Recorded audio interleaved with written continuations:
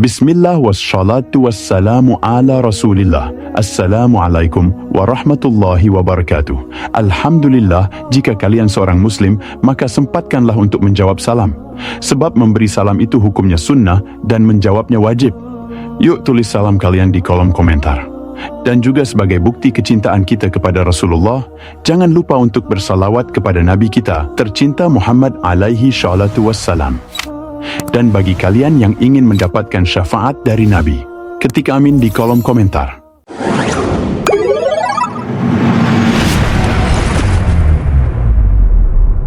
Pada kesempatan kali ini, saya akan berbagi kisah tentang ahli tahajud yang tidak diperdulikan oleh Allah Ta'ala, yaitu Abu bin Hashim.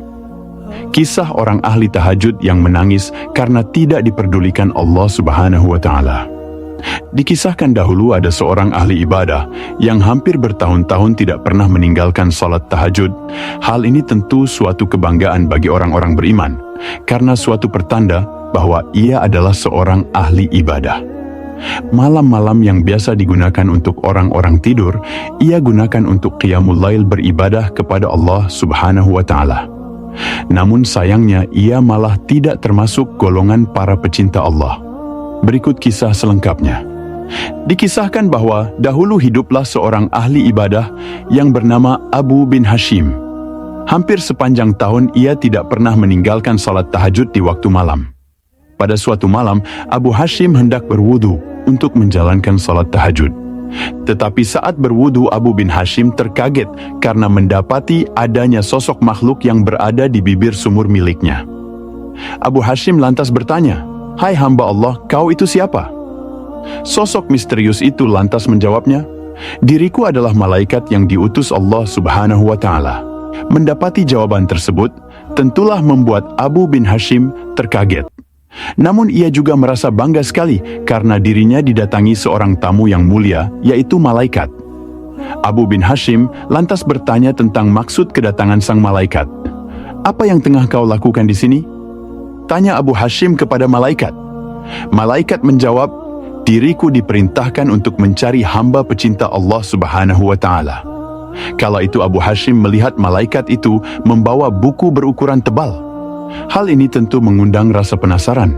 Ia lalu bertanya kepada malaikat, "Hai malaikat, itu buku apa yang kau bawa?" Malaikat lantas menjawab, "Ini adalah beberapa kumpulan nama-nama para hamba pecinta Allah Subhanahu wa Ta'ala." Mendapati jawaban tersebut, hati Abu Hashim berharap namanya ada di dalam buku tersebut. Kemudian Abu bin Hashim bertanya lagi, "Hai malaikat, apakah nama diriku tercatat di situ?" Seperti yang diketahui, Abu bin Hashim adalah seorang ahli ibadah. Ia menduga bahwa namanya termaktub dalam buku malaikat itu.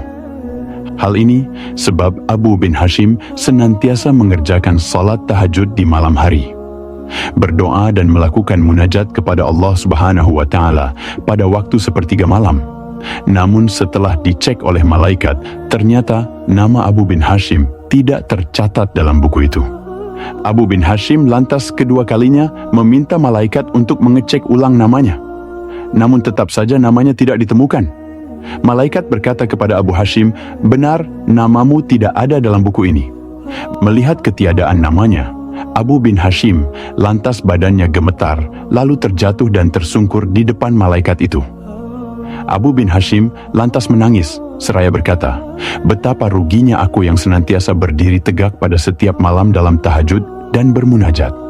Namun namaku tidak termasuk di dalam golongan hamba-hamba pecinta Allah Subhanahu wa Ta'ala." Melihat kesedihan itu, malaikat lantas berkata kepada Abu bin Hashim, "Hai Abu bin Hashim, bukannya diriku tidak tahu bahwa kau bangun tiap malam saat orang lain tidur? Kau ambil air wudhu dan kedinginan di saat orang lain terlelap dalam tidur malam. Akan tetapi, tangan diriku dilarang oleh Allah Subhanahu wa Ta'ala untuk menulis namamu." Mendengar perkataan malaikat itu, Abu bin Hashim lantas bertanya, "Apa sebenarnya yang menjadi sebabnya?" Malaikat lantas menjawab, "Kau memang bermunajat kepada Allah Subhanahu wa Ta'ala.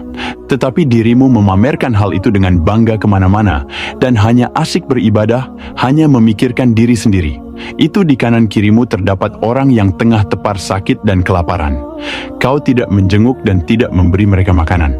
Nah, bagaimana bisa engkau menjadi seorang hamba pecinta Allah Subhanahu wa Ta'ala dan dicintai olehnya, sedangkan kau sendiri saja tidak pernah mencintai para hamba ciptaan Allah Subhanahu wa Ta'ala?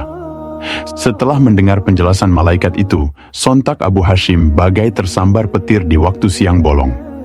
Kini dia telah sadar bahwasanya hubungan ibadah manusia tidak cuma kepada Allah Subhanahu wa Ta'ala saja, melainkan juga kepada sesama manusia dan alam. Hablum minallah dan hablum minannas. Dari kisah ini dapat diambil pelajaran bahwasanya janganlah berbangga diri dengan ibadah yang kita kerjakan seperti bangga atas ibadah salat, berpuasa, berzikir, jika tidak dibarengkan dengan hubungan sosial yang baik antara sesama manusia dan makhluk ciptaan Allah Subhanahu wa Ta'ala yang lain. Kita sebaiknya senantiasa menjaga hubungan baik dengan Allah, hablum minallah, dan juga menjaga hubungan baik antar sesama manusia, hablum minannas. Jangan gunakan ibadah kita sebagai ajang ria atau pamer belaka supaya mendapat pujian, karena hal itu hanya sia-sia, tidak mendatangkan pahala. Selain itu, jangan terlalu menyibukkan ibadah sendiri, sedangkan di sekeliling kita masih ada orang-orang yang tengah kesusahan dan membutuhkan pertolongan. Semoga kisah ini menjadi motivasi dan memperbaiki cara beribadah kita menjadi lebih baik. Amin amin ya rabbal alamin, wallahu alam. Demikian pembahasan singkat kali ini. Semoga kita semakin terbimbing dengan sajian ringkas ini. Semoga Allah memudahkan kita untuk mengamalkan sekaligus merutinkannya. Semoga bermanfaat. Dan jika kalian suka dengan video ini, silahkan like, subscribe, komen, dan share. Syukron jazakumullahu khairan. Alhamdulillahilladzi bini'matihi tatimmus sholihat. Wa sallallahu ala nabiyyina Muhammad wa ala alihi wa sahbihi wa sallam. Wassalamu alaikum warahmatullahi wabarakatuh.